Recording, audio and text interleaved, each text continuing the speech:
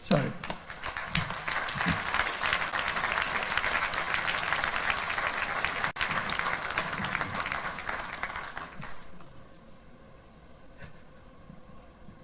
Sorry, my words.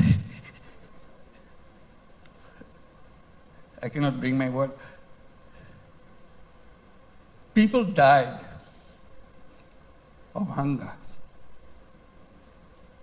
A famine throughout the country.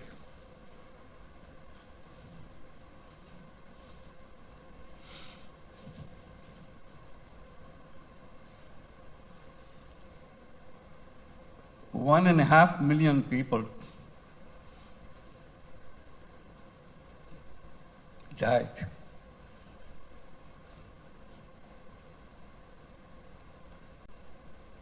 So that was the country we started with.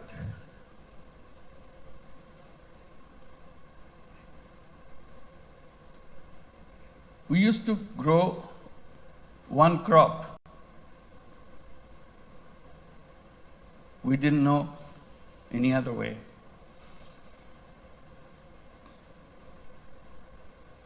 Our population was known as farmers because they have no other profession.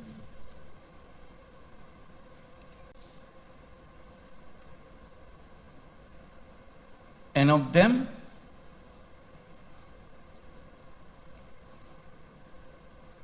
three-fourths of the population were landless farmers. They had no land.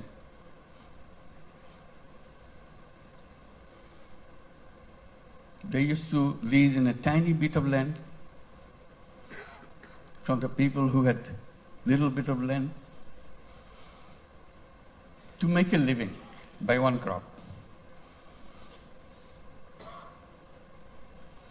If you heard the word dirt poor,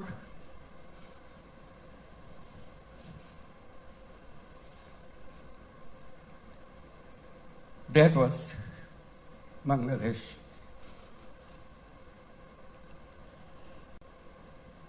Very difficult life. So if you take that journey from 1974 to 2025, it's an amazing journey.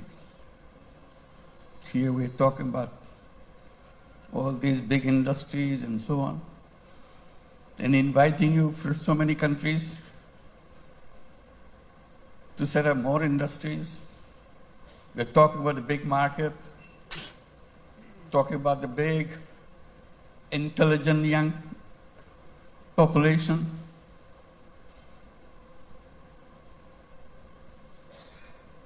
That's Bangladesh. Came a long way in a very short time.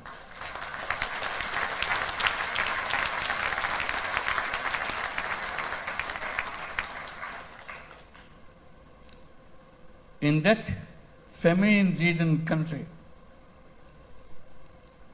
one little initiative came just to relieve the burden of watching what's going on, to help people to lend money, tiny little money, $2, $3,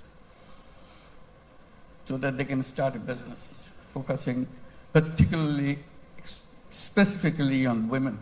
They are the most destitute of all.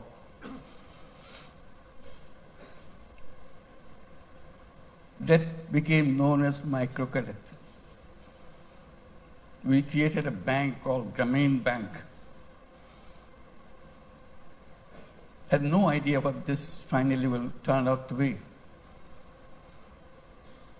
But it turned out to be a global name.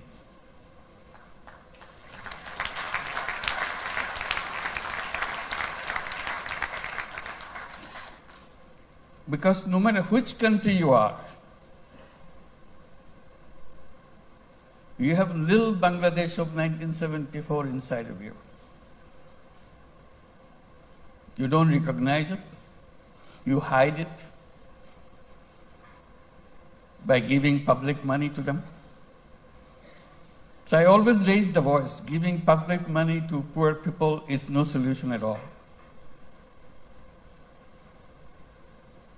Solution is creating the structure, framework, will unleash the energy of the people. And microcredit was just a small effort of that.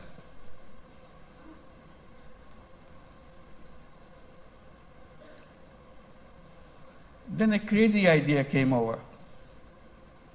When government wanted to issue license for telephone, we had nothing to do with telephone. We didn't have any telephone in the country. Few telephone in the cities. Most of them don't work.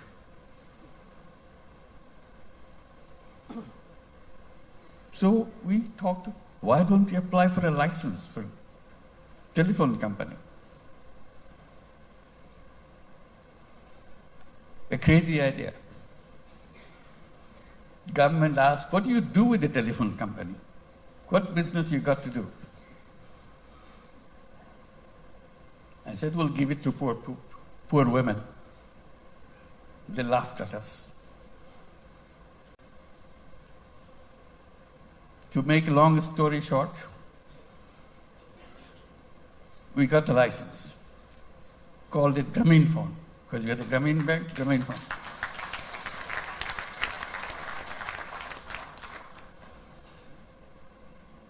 Nobody wants to partner with us because we have no knowledge, nothing. Because in Bangladesh is no place for mobile phone. There's no market for mobile phone. Who wants to be partner? So we knock at every door, international doors. Nobody wants to partner. Finally, someone I personally knew in Norway, who happens to be chairman of Telenor. I explained to him, can you help me?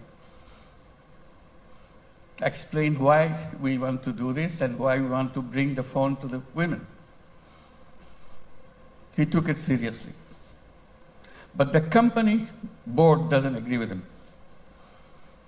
They said, what, Bangladesh? We never heard a name called Bangladesh. So it's a big effort for him.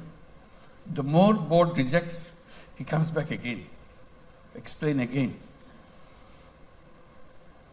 Finally, he got it through. The company assessment was, at the peak of this company, you will have 200,000 users of the mobile phone in the whole country. 200,000. And you cannot make a living on this with this kind of clientele. He told me, I said, are you crazy? It will be at least 10 times more than that. That's the way I could figure.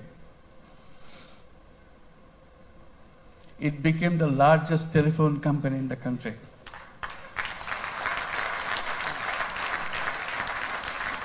And women were the recipient of those telephone handsets. To turn them into what we call telephone ladies, sell the telephone service of the company.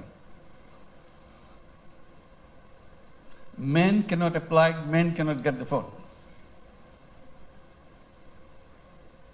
Only poor women of Grameen Bank, not all women, only poor women of Grameen Bank can get a phone. Totally illiterate, has nothing to do, doesn't even know what a phone is. We train them. They started selling the service, saying, if you want to make a phone call to your son in the Middle East, in the meantime, Middle East saga began.